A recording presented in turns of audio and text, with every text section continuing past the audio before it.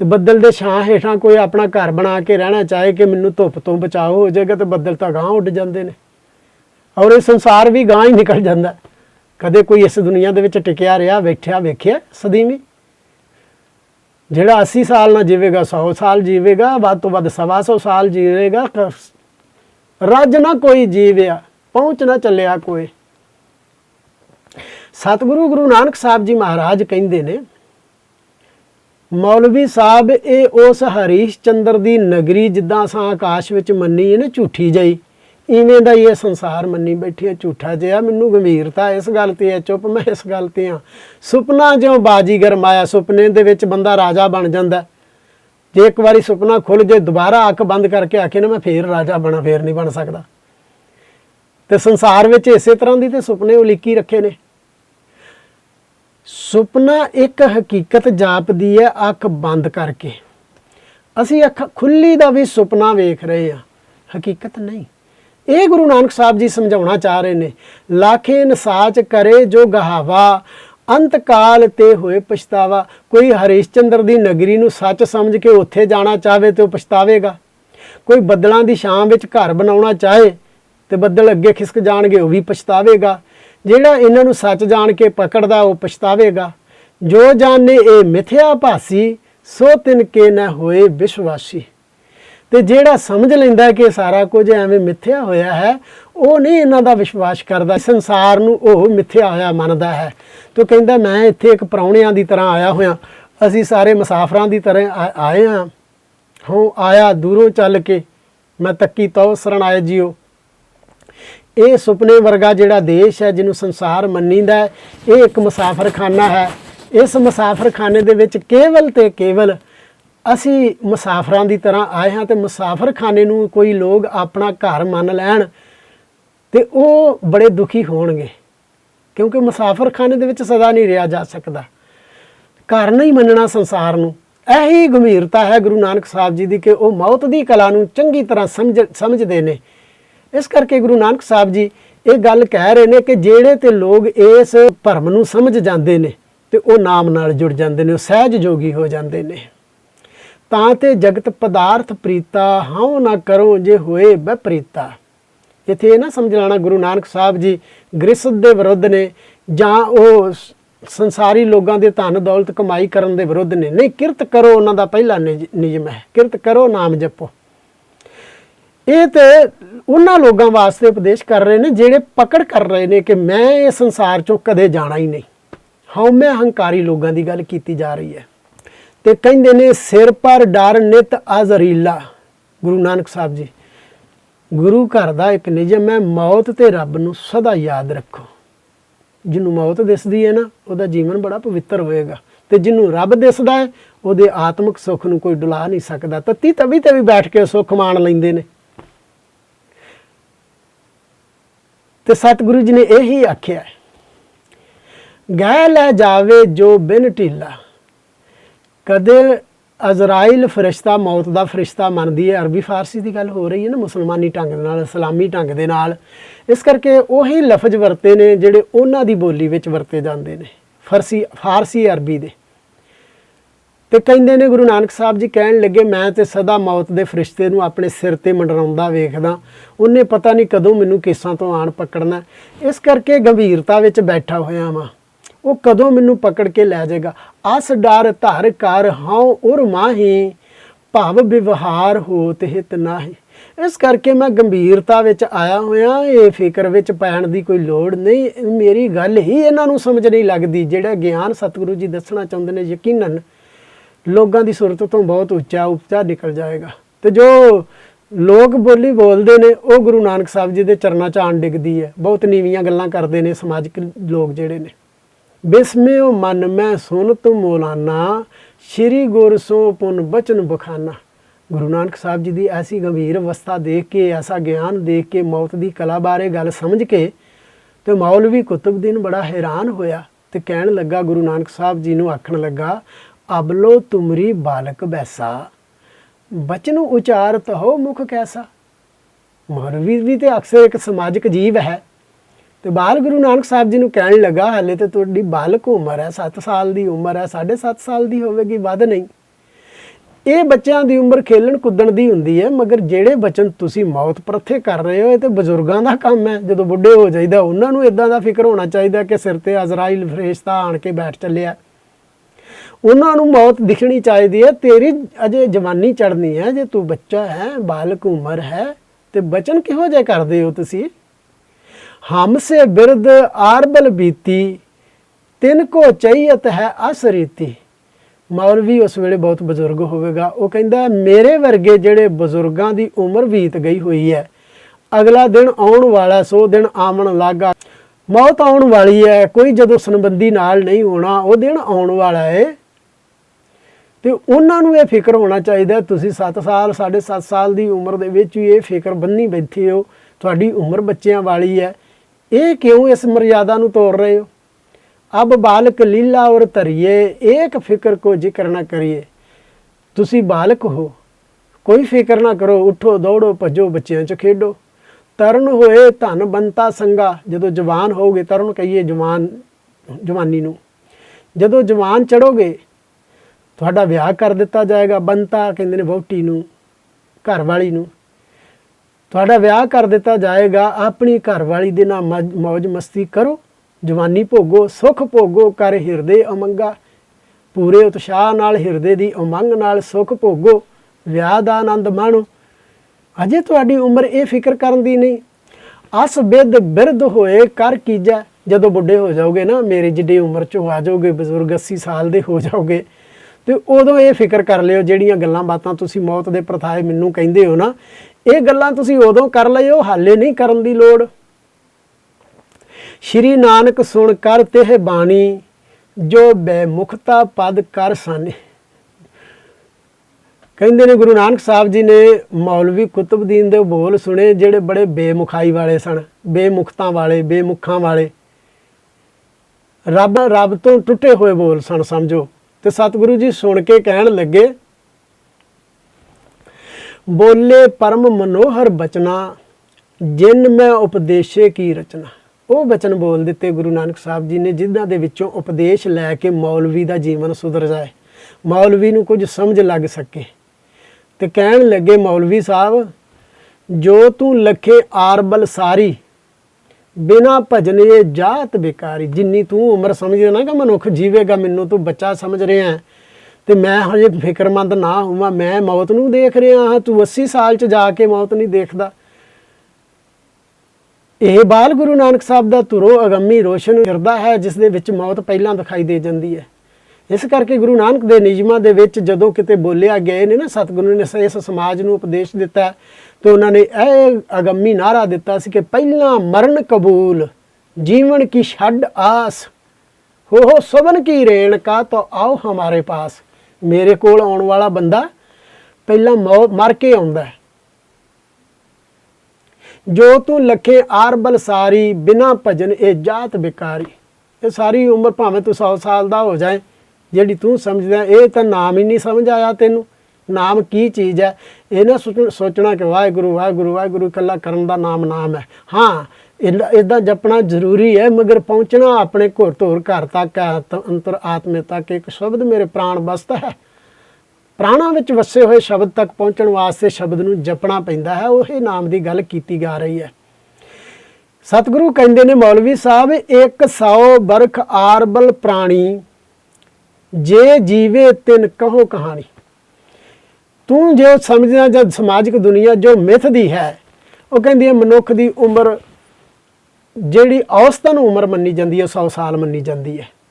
ਮੰਨ ਲੈ 100 ਸਾਲ ਉਂਝ ਕੋਈ ਜਿਉਂਦਾ ਨਹੀਂ ਹੋ, ਤੂੰ 100 ਸਾਲ ਜੀਉ ਸਕੇ। 100 ਬਰਖ ਆਰਬਲ ਪ੍ਰਾਣੀ, ਜੇ ਜੀਵੇ ਤਿਨ ਕਹੂੰ ਕਹਾਣੀ। ਮੈਂ ਉਹ ਜਿਹੜੇ 100 ਸਾਲ ਤੱਕ ਜਿਉਂਦੇ ਨੇ, ਮੈਂ ਉਹਨਾਂ ਦੀ ਕਹਾਣੀ ਤੈਨੂੰ ਬਿਆਨ ਕਰਕੇ ਦੱਸਾਂ ਉਹ ਕਿਸ ਤਰ੍ਹਾਂ ਜਿਉਂਦੇ ਨੇ। ਪਹਿਲੀ ਤਾਂ ਗੱਲ ਇਹ ਸੋਚ ਭਈ ਅਰਧ ਨੀਂਦ ਬਸ ਕਰਤਿਓ ਸੈਨਾ। ਦਿਨ ਰਾਤ ਪਾ ਕੇ 100 ਸਾਲ ਮੰਨੀ ਜਾਂਦੀ ਹੈ, ਤੇ 100 ਸਾਲ ਦੇ ਵਿੱਚੋਂ 50 ਸਾਲ ਦੇ ਜਿਹੜੇ ਆ ਉਹ ਕੱਲੀਆਂ ਰਾਤਾਂ ਬਣਦੀਆਂ ਨੇ, ਤੇ ਰਾਤ ਨੂੰ ਤੇ ਹਰੇਕ ਮਨੁੱਖ ਸੌਂ ਜਾਂਦਾ। ਮਤਲਬ ਕਿ 50 ਸਾਲ ਤੇ ਸੁੱਤਿਆਂ ਹੋਇਆਂ ਲੰਘ ਗਈ ਆ, ਤੇ ਰਹਿ ਗਈ ਹੈ ਬਾਕੀ 50 ਸਾਲ। ਉਹਨੂੰ ਕਿਸ ਢੰਗ ਦੇ ਨਾਲ ਵਰਤੋਂ ਵਿੱਚ ਲਿਆਉਂਦਾ ਇਹ ਮਨੁੱਖ, ਉਹ ਦੇਖ। ਗੁਰੂ ਨਾਨਕ ਸਾਹਿਬ ਜੀ ਕਹਿੰਦੇ ਨੇ, ਅਰਧ ਨੀਂਦ ਬਸ ਕਰਤਿਓ ਸੈਨਾ, ਸੁੱਤੇ ਪਿਆਂ ਗੁਜ਼ਰ ਗਈ। ਗੁਜ਼ਰ ਗਏ ਲਖੀਏ ਨਿਜ ਨੈਣਾ, 50 ਸਾਲ ਗੁਜ਼ਰ ਗਏ ਨਹੀਂ 100 ਸਾਲ ਦੇ ਵਿੱਚੋਂ ਸੁੱਤੇ ਪਿਆ ਹੀ ਹੈ ਨਾ। ਕਮਾਲ ਦਾ ਸਤਿਗੁਰੂ ਜੀ ਦਾ ਗਿਆਨ। ਉਹਦੇ ਤੋਂ ਬਾਅਦ ਚ ਕਹਿੰਦੇ ਨੇ 15 ਬਰਖ ਤੀਕ ਅਣਜਾਨਾ ਬਾਲਪਨੇ ਮੈਂ ਕਰੀ ਬਿਹਾਨਾ। 15 ਸਾਲ ਹੋਰ ਵੀ ਖਤਮ ਕਰਦੇ ਉਹਨਾਂ ਦੇ ਵਿੱਚੋਂ, ਬਾਕੀ ਰਹਿ ਜਾਣੇ ਨੇ ਜੋ ਕੁਛ। ਉਹ ਸਮਝ ਕਿ ਬਾਕੀ ਕੀ ਰਹਿ ਕੀ ਗਿਆ ਪੱਲੇ। 50 ਸਾਲ ਸੁੱਤਿਆਂ ਲੰਘ ਗਏ, 15 ਸਾਲ ਬਾਲਪਨੇ ਚ ਲੰਘ ਗਏ। ਜਦੋਂ 15ਵੇਂ ਸਾਲ ਦੇ ਵਿੱਚ ਸੁਰਤ ਸੰਭਾਲਣ ਲੱਗਦਾ ਇਹ ਬੱਚਾ ਜਿਹੜਾ, ਤੇ ਉਹ ਫਿਰ ਫਿਕਰਾਂ ਚ ਪੈਣ ਲੱਗਦਾ, ਫਿਰ ਗ੍ਰਸਤੀ ਜੰਜਾਲ ਧੰਦੇ ਧੰਦਾਰਾਂ ਦੇ ਵਿੱਚ ਪੈਣ ਲੱਗਦਾ। ਅੱਗੇ ਬਹਾਲ ਗੁਰੂ ਨਾਨਕ ਸਾਹਿਬ ਜੀ ਕਹਿਣ ਲੱਗੇ, ਮੌਲਵੀ ਸਾਹਿਬ 80 ਬਰਖੇ ਤੇ ਜੋ ਵਧੈ ਹੈ, ਲੋਚਨ ਦਿਖੈ ਨਾ ਸਰੋਣ ਸੁਣੈ ਹੈ। ਜਦੋਂ ਮਨੁੱਖ 80 ਸਾਲਾਂ ਤੋਂ ਉੱਪਰ ਜਾਣ ਲੱਗਦਾ ਨਾ, ਉਹ ਜਿੱਤੇ ਪਹਿਲਾਂ ਹੀ ਹਿੱਲਣ ਲੱਗ ਪੈਂਦਾ 80 ਸਾਲਾਂ 'ਚ। ਤੇ ਮੈਂ ਬਹੁਤ ਲੋਕਾਂ ਨੂੰ ਦੇਖਿਆ ਉਹ 80 ਸਾਲ ਤੱਕ ਪਹੁੰਚਦੇ ਨਹੀਂ, ਕੋਈ 50 60 70 ਦੇ ਵਿੱਚ ਚਲੇ ਜਾਂਦੇ। ਸਤਿਗੁਰੂ ਜੀ ਕਹਿੰਦੇ ਨੇ, ਮੌਲਵੀ ਸਾਹਿਬ ਮਨ ਜਦੋਂ ਮਨੁੱਖ 80ਵੇਂ ਸਾਲਾਂ ਤੋਂ ਉੱਪਰ ਜਾਣ ਲੱਗਦਾ ਨਾ, ਤੇ ਉਹਦੇ ਹੱਥ 'ਚ ਕੀ ਰਹਿ ਜਾਂਦਾ? ਲੋਚਨ ਦਿਖਿਆ ਨਾ। ਲੋਚਨ ਕਹੀਏ ਅੱਖਾਂ ਨੂੰ, ਅੱਖਾਂ ਤੋਂ ਦਿਖਣਾ ਬੰਦ ਹੁੰਦਾ। ਫਿਰ ਐਨਕ ਦੇ ਹੀ ਨੰਬਰ ਵਧੀ ਜਾਂਦੇ ਨੇ, ਤੇ ਵੱਡੇ ਤੋਂ ਵੱਡਾ ਨੰਬਰ ਵੀ ਉਹਨੂੰ ਕੱਖ ਨਹੀਂ ਸਿਖਾਈ ਦਿੰਦਾ। ਫਿਰ ਮਨੁੱਖ ਨੂੰ ਤੇ 80ਵੇਂ ਸਾਲਾਂ ਤੋਂ ਉੱਪਰ ਜਾ ਕਰ ਨਿਗਾਹ ਹੀ ਮੁੱਕ ਜਾਂਦੀ ਹੈ। ਤੂੰ ਉਹਨੂੰ ਵਰਤੋਂ ਚੋਂ ਕਹਿੰਦਾ, ਉਹ ਵਰਤੋਂ ਕਾਹਦੀ ਕਰੇਗਾ? 80 ਬਰਖੇ ਤੇ ਜੋ ਵਧੇ ਹੈ, ਲੋਚਨ ਦਿਖਿਆ ਨਾ ਸਰੋਣ ਸੁਣੇ ਹੈ। ਕੰਨ ਵੀ ਸੁਣਨਾ ਬੰਦ ਕਰ ਦਿੰਦੇ ਨੇ ਜਦੋਂ 80ਵੇਂ ਤੋਂ ਉੱਪਰ ਜਾਈਦਾ ਨਾ। ਫਿਰ ਮਸ਼ੀਨਾਂ ਲੈ ਲੈ ਕੇ ਹੋਣੀਆਂ ਪੈਂਦੀਆਂ ਨੇ। ਮਸ਼ੀਨਾਂ ਵੀ ਕਿੰਨੀ ਕੁ ਚਿਰ ਲਾਵਾਂਗੇ ਜਦੋਂ ਆਪਣੀ ਸਾਰੀ ਮਸ਼ੀਨਰੀ ਜਿਹੜੀ ਉਹ ਬੇਕਾਰ ਹੋ ਜਾਂਦੀ ਹੈ। ਦੋਹਰਾ ਵਿਆਕੁਲਤਾ ਇੰਦਰਨ ਕੀ ਸੁਧ ਨਾ ਸਕੇ ਸੰਭਾਰ, ਦੇ ਕਿਰਿਆ ਕਰਨੀ ਕਠਨ ਤਬ ਕਸ ਹਾਰ ਉਰ ਧਾਰ। ਦੱਸ ਜਦੋਂ 80ਵੇਂ ਸਾਲਾਂ ਤੇ ਇਹੋ ਜਿਹਾ ਸਰੀਰ ਹੋ ਜਾਂਦਾ, ਉਦੋਂ ਤੇ ਸਾਰੇ ਹੀ ਇੰਦਰੇ ਵਿਆਕਲ ਜਿਹੇ ਹੋ ਜਾਂਦੇ ਨੇ। ਜ਼ੁਬਾਨ ਥਿਲਥਲਾ ਜਾਂਦੀ ਹੈ, ਰੁੱਧਾ ਕੰਠ ਸ਼ਬਦ ਨਹੀਂ ਉਚਰੈ ਤਬ ਕਿਆ ਕਰੇ ਪ੍ਰਾਣੀ। ਜਦੋਂ ਬੁੱਢਾ ਹੋ ਜਾਂਦਾ, ਬਲਗਨ ਨਾਲ ਗਲਾ ਭਰਿਆ ਰਹਿੰਦਾ, ਬੋਲ ਹੀ ਨਹੀਂ ਸਾਫ਼ ਨਿਕਲਦਾ। ਤੇ ਹੁਣ ਤੰਦਰੁਸਤੀ ਹੈ ਜਦੋਂ, ਉਦੋਂ ਸੰਭਾਲਦਾ ਨਹੀਂ। ਸਾਰੇ ਹੀ ਇੰਦਰੇ, ਅੱਖਾਂ ਵੀ ਨਹੀਂ ਦੇਖਦੀਆਂ, ਕੰਨ ਨਹੀਂ ਸੁਣਦੇ, ਜ਼ਬਾਨ ਨਹੀਂ ਬੋਲਦੀ, ਗੁਰੂ ਦਾ ਕੰਠ ਸ਼ਬਦ ਨਹੀਂ ਉਚਰਿਆ ਤਬ ਕਿਆ ਕਰੇ ਪ੍ਰਾਣੀ। ਪ੍ਰਾਣੀ ਕਿਆ ਮੇਰਾ ਕਿਆ ਤੇਰਾ, ਜੈਸੇ ਤਰਵਰ ਪੰਖ ਬਸੇਰਾ। ਨੈਣੋ ਨੀਰ ਬਹਿ ਤਨ ਖੀਨਾ, ਭਏ ਕੇਸ ਦੁੱਧਵਾਨੀ, ਰੁੱਧਾ ਕੰਠ ਸ਼ਬਦ ਨਹੀਂ ਉਚਰਿਆ ਤਬ ਕਿਆ ਕਰੇ ਪ੍ਰਾਣੀ। ਉਦੋਂ ਤੂੰ ਸੁੱਧ ਸੰਭਾਲੇਗਾ ਜਦੋਂ 80 ਤੋਂ ਉੱਪਰ ਹੋ ਜਾਏਗਾ। ਉਦੋਂ ਕਿਹੜੀ ਭਗਤੀ ਕਰ ਲਏਗਾ? ਦੇ ਕਿਰਿਆ ਕਰਨੀ ਕਠਨ ਤਬ ਕਸ ਹਾਰੂ ਧਾਰ। ਉਦੋਂ ਤਾਂ ਆਪਣਾ ਸਰੀਰ ਸੰਭਾਲਣਾ ਵੀ ਬੜਾ ਔਖਾ ਹੁੰਦਾ। ਬੁੱਢੇ ਬੰਦਿਆਂ ਨੂੰ ਤੇ ਚੁੱਕ ਚੁੱਕ ਕੇ ਟਾਇਲਟ ਤੱਕ ਲੈ ਕੇ ਜਾਣਾ ਪੈਂਦਾ, ਇਸ਼ਨਾਨ ਕਰਾਉਣਾ ਪੈਂਦਾ। ਬਜ਼ੁਰਗਾਂ ਨੂੰ ਤੇ ਆਪਣਾ ਦਵਾਈ ਖਾਣ ਦਾ ਵੀ ਚੇਤਾ ਨਹੀਂ ਰਹਿੰਦਾ, ਉਹ ਵੀ ਲਿਖ ਲਿਖ ਕੇ ਰੱਖਣਾ ਪੈਂਦਾ ਵੀ ਇੰਨੇ ਵਜੇ ਗੋਲੀ ਖਾਣੀ ਹੈ, ਇੰਨੇ ਵਜੇ ਨਹੀਂ ਖਾਣੀ। ਬੁਢੇਪਾ ਆਪਣੇ ਆਪ 'ਚ ਹੀ ਇੱਕ ਰੋਗ ਹੁੰਦਾ। ਖੈਰ ਇਹ ਵਿਸ਼ਾ ਨਹੀਂ, ਅੱਗੇ ਕਰ ਲਈਏ, ਕਥਾ ਪੂਰੀ ਕਰੀਏ। ਚੌਪਈ ਕੁਛ ਰਹੇ ਤਿੰਨ ਕੀ ਸੁਣ ਗਿਣਤੀ। 15 ਸਾਲ ਤੇ ਬਾਹਰ ਵਿੱਚ ਬੀਤ ਗਏ, 50 ਸਾਲ ਸੁੱਤੇ ਪਿਆਂ ਬੀਤ ਗਏ, ਬਾਕੀ ਜਿਹੜੀ ਰਹੀ ਹੈ ਉਹਨਾਂ ਦੀ ਸੁਣ ਲੈ। ਸੋ ਪੇ ਬਤੀਤ ਬਿਨ ਹਰ ਬਿਨਤੀ। ਪਰਮਾਤਮਾ ਦੀ ਬੰਦਗੀ ਕਰਨ ਤੋਂ ਬਿਨਾਂ ਉਹ ਵੀ ਇਸੇ ਤਰ੍ਹਾਂ ਹੀ ਬੀਤ ਗਏ ਨੇ। ਮਲ ਮੂਤਰਾਦ ਤਜਨ ਜੁਗ ਕਾਲਾ, ਕਰਤ ਬਤੀਤੇ ਕਾਲ ਵਿਸਾਲਾ। ਇਹਦਾ ਮਤਲਬ ਇਹ ਤੇ ਨਹੀਂ ਨਾ ਕਿ ਉਹ ਵੀ ਭਗਤੀ ਲਈ ਰੱਖੇ ਨੇ। ਕਈ ਕਿਰਿਆਵਾਂ ਨੇ ਸਰੀਰ ਦੀਆਂ, ਬਾਹਰ ਅੰਦਰ ਜਾਣਾ, ਮਲ ਮੂਤਰ ਆਦਿ ਦੀ ਸਾਫ ਸਫਾਈ, ਇਸ਼ਨਾਨ ਕਰਨਾ। ਇਹ ਕੰਮ ਕਰਨ ਲਈ ਵੀ ਜ਼ਿੰਦਗੀ ਦਾ ਸਮਾਂ ਤੇ ਲੰਘਦਾ ਹੀ ਹੈ। ਉਹ ਵੀ ਰੱਬ ਦੀ ਭਗਤੀ ਵਿੱਚ ਤੇ ਨਾ ਲੱਗਿਆ ਮਨ ਨਾ, ਤੂੰ ਉਹ ਵੀ ਭਗਤੀ ਵਿੱਚ ਨਹੀਂ ਲੱਗਿਆ। ਫਿਰ ਖਾਨ ਪਾਨ ਨਿਤ ਕਰਨ ਵਿਹਾਰਾ, ਹਿਤ ਬਨੋਦ ਬੰਤਾ ਸੰਗ ਧਾਰਾ। ਗ੍ਰਸਤੀ ਹੈ ਬੰਦਾ, ਗ੍ਰਸਤੀ ਹੋਣ ਕਰਕੇ ਆਪਣੀ ਪਤਨੀ ਦੇ ਸੰਗ ਵਿੱਚ ਵੀ ਰਹਿਣਾ ਹੈ, ਉਸਨੇ ਆਪਣੇ ਬੱਚਿਆਂ ਨੂੰ ਵੀ ਪਾਲਣਾ ਹੈ, ਹੋਰ ਵੀ ਜਿਹੜੇ ਸੰਸਾਰ ਦੇ ਚੋਜ ਤਮਾਸ਼ੇ ਨੇ ਉਹ ਵੀ ਵੇਖਣੇ ਨੇ। ਇਸ ਕਰਕੇ ਉਹਨਾਂ 'ਚ ਵੀ ਇਹਦਾ ਸਮਾਂ ਲੰਘ ਗਿਆ। ਕਰਨ ਉਪਾਏ ਸੋ ਦਰਬ ਉਪਾਵਨ, ਅਲਜ ਅਸ਼ੁਭ ਸ਼ੁਭ ਕਰਮ ਕਮਾਵਨ। ਜਦੋਂ ਇਹ ਗ੍ਰਸਤੀ ਹੈ ਤੇ ਇਹਨੇ ਆਪਣਾ ਗ੍ਰਸਤ ਪਾਲਣ ਲਈ ਫਿਰ ਇਹਨੇ ਕੰਮ ਵੀ ਕਰਨਾ ਹੈ, ਮਗਰ ਕੁਛ ਕੁ ਤੇ ਇਹ ਆਪਣੀ ਕਾਮ ਵਾਸਨਾਵਾਂ ਪੂਰੀਆਂ ਕਰਨ ਵਾਸਤੇ ਬੜੇ ਬੜੇ ਨਿਰਲੱਜ ਕੰਮ ਕਰਦਾ ਹੈ। ਅਲਜ ਲਫ਼ਜ਼ ਵਰਤਿਆ, ਆਖਿਆ ਅਲਜ ਅਸ਼ੁਭ ਸ਼ੁਭ ਕਰਮ ਕਮਾਵਣ। ਆਪਣੀ ਵਾਸਨਾਵਾਂ ਪੂਰੀਆਂ ਕਰਨ ਵਾਸਤੇ ਕਈ ਵਾਰੀ ਇਹ ਮਨੁੱਖ ਇੰਨਾ ਹੀ ਕੰਮਾਂ ਦੇ ਵਿੱਚ ਨਿਰਲੱਜ ਹੋ ਕੇ ਸਮਾਂ ਬਤੀਤ ਕਰ ਦਿੰਦਾ, ਭੈੜੇ ਚੰਗੇ ਕੰਮਾਂ ਦੇ ਵਿੱਚ। ਪਾਲਣ ਸੁਤ ਬਹੁ ਲਾਡ ਲਡਾਵਣ, ਨਿਸ ਦਿਨ ਹਿਤ ਸੋ ਹੇਤ ਵਡਾਵਣ। ਫਿਰ ਇਸ ਦਾ ਹਿੱਤ ਇਸ ਤਰ੍ਹਾਂ ਵੱਧਦਾ ਜਾਂਦਾ ਹੈ ਕਿ ਧੀਆਂ ਨੇ, ਪੁੱਤਰ ਨੇ, ਪੋਤਰੇ ਨੇ, ਸੰਸਾਰ ਹੈ, ਇਹ ਸਾਰਾ ਵੱਧਦਾ ਹੀ ਜਾਂਦਾ ਹੈ। ਇਹਦੀ ਸਾਰੀ ਦੀ ਸਾਰੀ ਜਿਹੜੀ ਉਮਰ ਹੈ ਇਸ ਤਰ੍ਹਾਂ ਬੀਤਦੀ ਜਾਂਦੀ ਹੈ, ਨਿਰਲੱਜਤਾ ਦੇ ਵਿੱਚ, ਕੁਝ ਲਾਡ ਮੋਹ ਦੇ ਵਿੱਚ, ਪਰਿਵਾਰ ਪਾਲਣ ਦੇ ਵਿੱਚ। ਇਹਦੇ ਕੋਲ ਸਮਾਂ ਬਚਦਾ ਹੀ ਨਹੀਂ ਕਿ ਭਗਤੀ ਕਿਸ ਵੇਲੇ ਕਰੇ। ਇਸ ਬਿਦ ਬਿਤੀ ਆਰਬਲ ਸਾਰੀ, ਅੰਤ ਸਮੇਂ ਗਮਨਿਓ ਕਰ ਝਾਰੀ। ਕਾਰ ਕਹਿੰਦੇ ਨੇ ਹੱਥਾਂ ਨੂੰ ਹੱਥ ਝਾੜ ਕੇ ਚਲਾ ਜਾਂਦਾ, ਜੂਏ ਦੀ ਬਾਜੀ ਹਾਰ ਜਾਂਦਾ। ਜੀਵਨ ਦੀ ਬਾਜੀ ਜੂਏ ਦੀ ਬਾਜੀ ਵਾਂਗਰਾ ਹਾਰ ਕੇ ਚਲਾ ਜਾਂਦਾ ਹੈ ਤੇ ਇਹਦੇ ਪੱਲੇ ਕੁਝ ਵੀ ਨਹੀਂ ਰਹਿੰਦਾ। ਤੇ ਤੂੰ ਮੈਨੂੰ ਕਹਿੰਦਾ ਮੈਂ ਬੱਚਾ ਆ ਤੇ ਹੁਣ ਤੋਂ ਚਿੰਤਾ ਕਿਉਂ ਕਰਦਾ, ਤੇ ਕੱਲ ਦੀ ਆਸ ਦੇ ਵਿੱਚ ਤੇ ਕੀ ਪਤਾ ਜਿਉਣਾ ਕਿ ਨਹੀਂ ਜਿਉਣਾ। ਜਿਹੜਾ ਬੰਦਾ ਕੱਲ ਦੀ ਆਸ ਤੇ ਅੱਜ ਗਵਾ ਬੈਠਾ ਨਾ ਤੇ ਉਹ ਕਦੇ ਸਫਲ ਨਹੀਂ ਹੁੰਦਾ। ਇਸ ਕਰਕੇ ਗੁਰੂ ਮਹਾਰਾਜ ਦਾ ਤੇ ਬੜਾ ਗਹਿਰਾ ਗਿਆਨ ਹੈ ਜਿਸ ਨੂੰ ਸਾਨੂੰ ਸਮਝਣਾ ਪਏਗਾ। ਹੱਥ ਝਾੜ ਕੇ ਨਹੀਂ ਤੇ ਜੂਏ ਵਾਂਗਰਾਂ ਬਾਜੀ ਹਾਰ ਕੇ ਚਲੇ ਜਾਵਾਂਗੇ ਜੀਵਨ ਦੀ। ਤਾਂ ਤੇ ਮਨ ਸਮਝੋ ਅਸ ਰੀਤੀ, ਜਨਮ ਆਕਾਰਤ ਬਿਨ ਹਰ ਪ੍ਰੀਤੀ। ਮੌਲਵੀ ਜੀ ਐਨੇ ਗਿਆਨ ਤੋਂ ਬਾਅਦ ਤੂੰ ਸਮਝ ਕਿ ਮੈਂ ਕਿਉਂ ਚਿੰਤਾ ਤੁਰ ਹਾਂ। ਜੇ ਤੂੰ ਨਾਮ ਨਾ ਜਪਿਆ ਤੇ ਇਸ ਸੰਸਾਰ ਦੇ ਵਿੱਚੋਂ ਬਿਨਾਂ ਨਾਮ ਪ੍ਰੀਤੀ ਤੋਂ ਤੇਰਾ ਜਨਮ ਜੂਏ ਦੀ ਬਾਜੀ ਵਾਂਗਰਾ ਹਾਰ ਜਾਏਗਾ।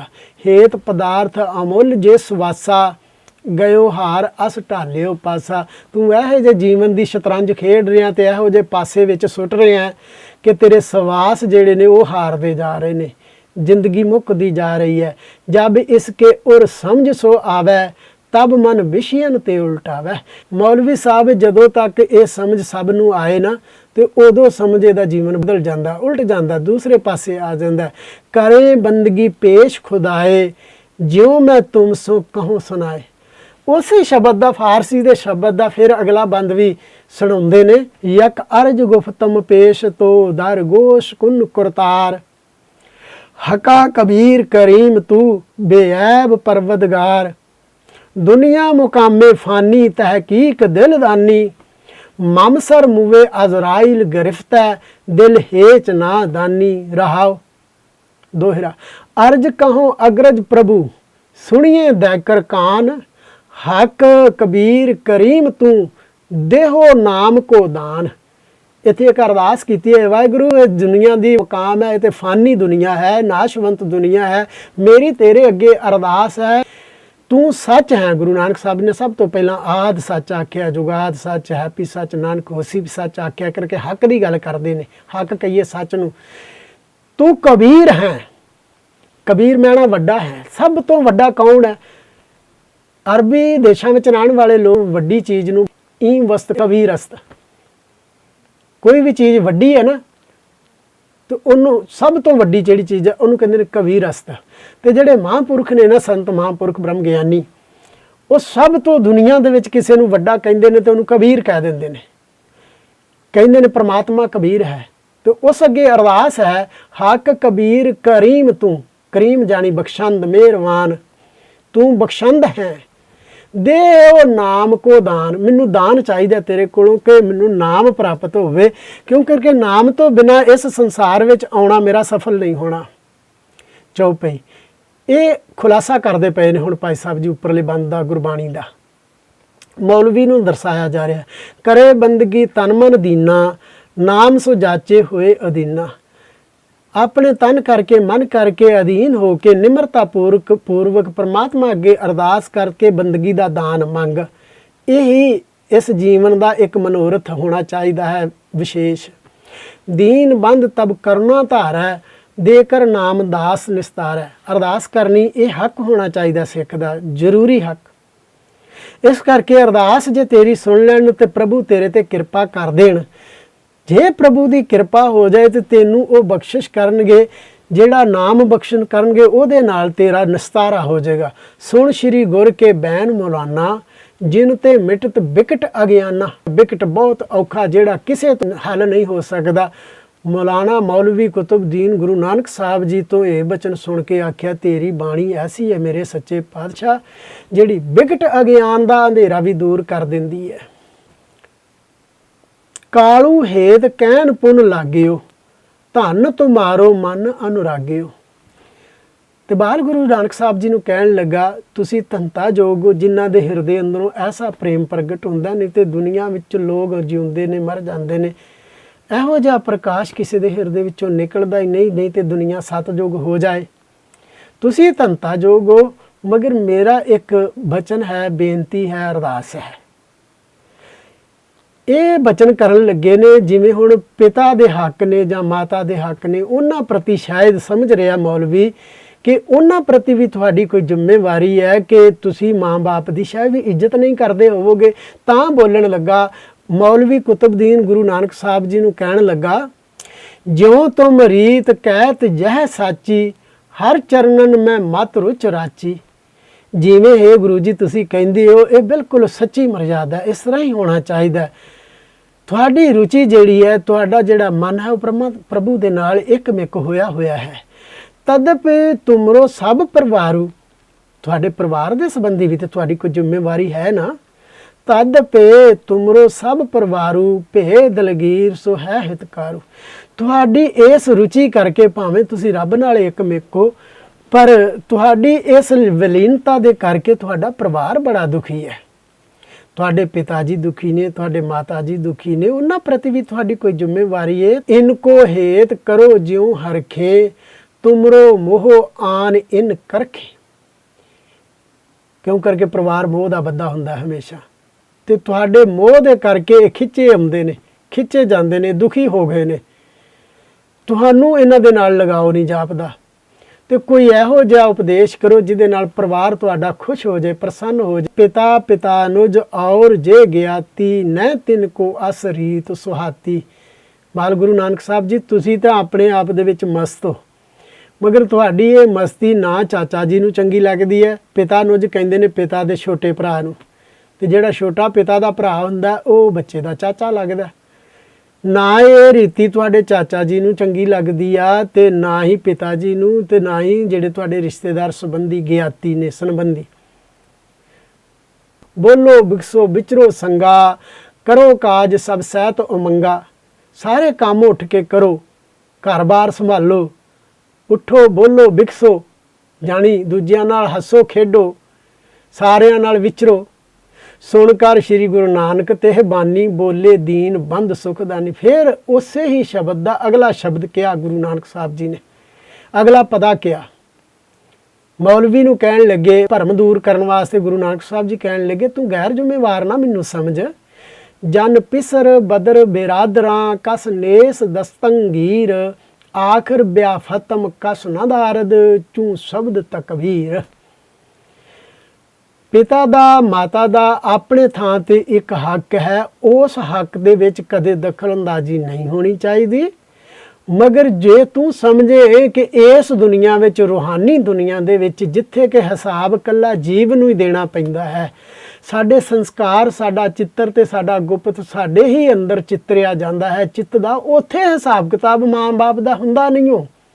ਪਿਤਾ ਭਰਾਤ ਤੇ ਤਾਤ ਸਮੇਤੂ, ਪਿਤਾ ਜੀ ਦੇ ਸੰਬੰਧ ਵਿੱਚ, ਚਾਚਾ ਜੀ ਦੇ ਸੰਬੰਧ ਵਿੱਚ, ਸਾਰੇ ਪਰਿਵਾਰ ਦੇ ਸੰਬੰਧ ਵਿੱਚ, ਇਨਕੋ ਲਖੋ ਕੂਰ ਸਭ ਹੇਤੂ। ਇਹ ਦੁਨੀਆ ਤੱਕ ਸੀਮਤ ਹੈ। ਮੋਹ ਤਾਂ ਕੂੜਾ ਹੁੰਦਾ ਹੈ, ਮੋਹ ਨਾ ਪਾਲ, ਇੱਜ਼ਤ ਕਰਨਾ ਹੋਰ ਗੱਲ ਹੈ। ਇਹ ਤੂੰ ਮੋਹ ਦੀਆਂ ਬੱਧੀਆਂ ਹੋਈਆਂ ਜਿਹੜੀਆਂ ਗੱਲਾਂ ਕਰਦਾ ਹੈ, ਤੇ ਸਭ ਝੂਠਾ ਹੈ।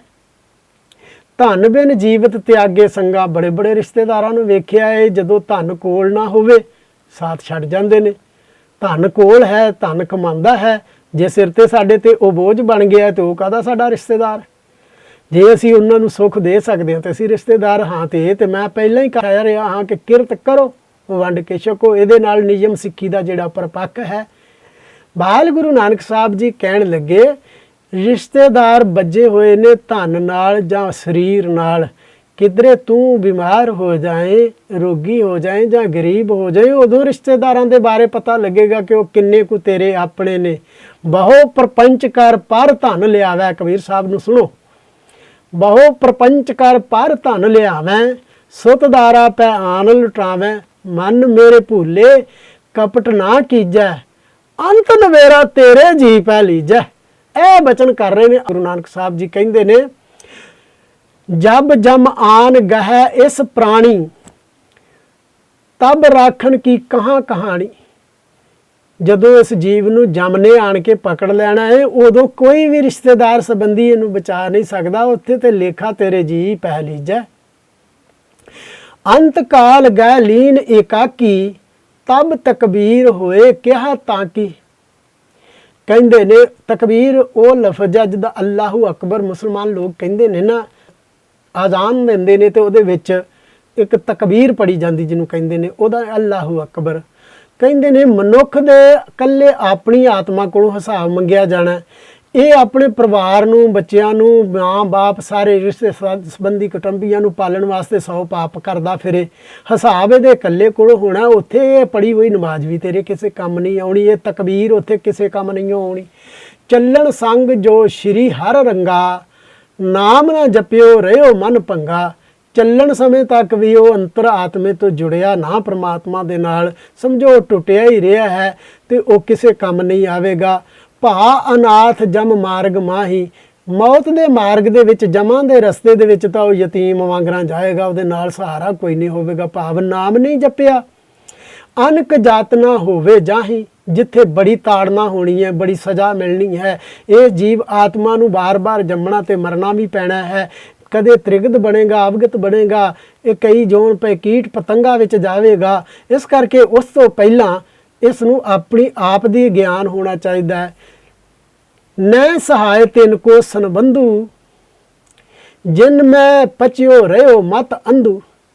ਇਹ ਮਤਹੀਣਾ ਜੀਵ ਜਿਹੜਾ ਸਾਰੀ ਜ਼ਿੰਦਗੀ ਜਿਹੜੇ ਚੱਕਰਾਂ ਦੇ ਵਿੱਚ ਪਿਆ ਰਿਹਾ ਹੈ ਕਿ ਮੈਂ ਬੱਚਿਆਂ ਵਾਸਤੇ ਵੀ ਪਾਪ ਕਰ ਲਾਂ, ਜਿਨ੍ਹਾਂ ਵਾਸਤੇ ਪਾਪ ਕਰਦਾ ਫਿਰਦਾ ਏ, ਉਹ ਤੇ ਕੋਈ ਵੀ ਇਹਦਾ ਉੱਥੇ ਸਹਾਈ ਨਹੀਂ ਹੁੰਦਾ। ਮੌਲਵੀ ਦੇ ਹਿਰਦੇ ਤੇ ਬੜਾ ਅਸਰ ਹੋਇਆ ਇਹਨਾਂ ਗੱਲਾਂ ਦਾ, ਬਾਲ ਗੁਰੂ ਨਾਨਕ ਸਾਹਿਬ ਜੀ ਦੀਆਂ ਗੱਲਾਂ ਦਾ। ਜਾਨੀ ਹਿਰਦੇ ਮੌਲਾਨੀ ਰੀਤੀ, ਪਰਿਪੂਰਨ ਔਰ ਮੈਂ ਹਰ ਪ੍ਰੀਤੀ। ਮੌਲਾਨਾ ਕਹਿਣ ਲੱਗਾ ਇਹ ਬਾਲ ਨਹੀਂ, ਇਹ ਪਰਿਪੂਰਨ ਮਹਾਂਪੁਰਖ ਹੈ। ਛੋਟੀ ਉਮਰ ਨਾ ਗਿਣੋ ਗੁਰੂ ਨਾਨਕ ਸਾਹਿਬ ਜੀ ਦੀ, ਇਹ 7.5 ਸਾਲ ਦੀ ਉਮਰ ਨਹੀਂ। ਇਸਕੇ ਬਚਨ ਮੋਹੇ ਮਨ ਫੇਰਾ।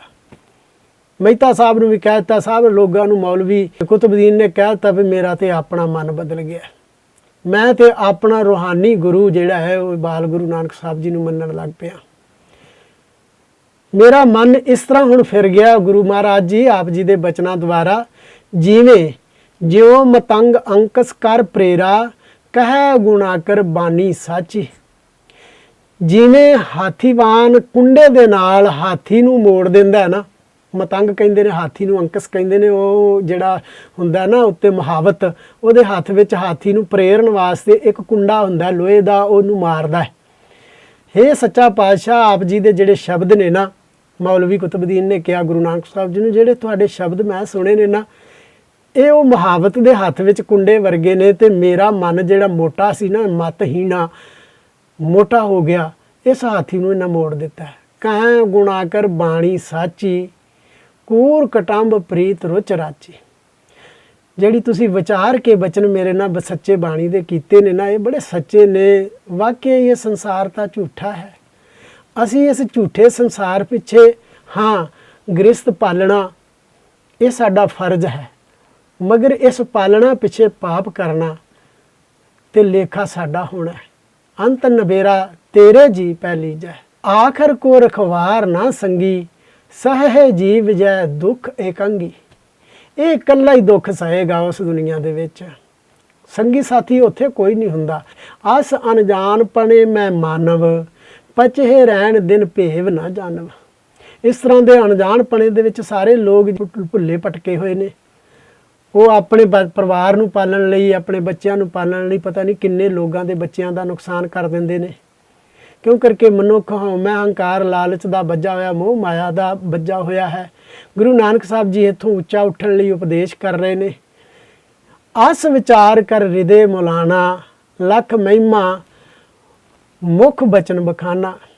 ਇਸ ਤਰ੍ਹਾਂ ਜਦੋਂ ਗੁਰੂ ਨਾਨਕ ਸਾਹਿਬ ਜੀ ਦੇ ਬਚਨਾਂ ਦੀ ਵਿਚਾਰ ਕੀਤੀ ਨਾ ਮੌਲਾਨਾ ਮੌਲਵੀ ਕੁਤਬਦੀਨ ਨੇ, ਤੇ ਗੁਰੂ ਨਾਨਕ ਸਾਹਿਬ ਜੀ ਨੂੰ ਕਹਿਣ ਲੱਗਾ, ਅਲਪ ਬੈਸ ਏਤੀ ਦਾਨਾਈ, ਕੋ ਅਵਤਰਿਓ ਸੰਤ ਸੁਖਦਾਈ। ਇੰਨੀ ਛੋਟੀ ਉਮਰ ਤੇ ਇੰਨੀ ਸਿਆਣਪ ਆਪ ਜੀ ਦੇ ਵਿੱਚ, ਮੇਰਾ ਯਕੀਨ ਹੈ ਕਿ ਤੁਸੀਂ ਕੋਈ ਰਹਿਬਰੀ ਮਹਾਂਪੁਰਖ, ਪੈਗੰਬਰੀ ਮਹਾਂਪੁਰਖ ਆਏ ਹੋ ਦੁਨੀਆ ਦੇ ਵਿੱਚ, ਦੁਨੀਆ ਨੂੰ ਬਚਾਉਣ ਵਾਸਤੇ ਆਏ ਹੋ। शिष्टा विखे बंदगी जानी, नेकी कार करन मन ठानी। बचपने दे विच शिशुता कहिए, शिशुपना जानी कि बचपना, बचपने दे विच भी इस तरह की बंदगी का तुहानू ज्ञान है। इहदा मतलब कि धुरों आए हो, दुनिया का भला करने वास्ते, नेकी करने वास्ते तुसी मन पक्का कर लिया। बदी ख्याल दिन दीन भुलाई, रीत प्रीत की चीत बसाई। प्रेम मर्यादा अपने हिरदे विच बसा लई है।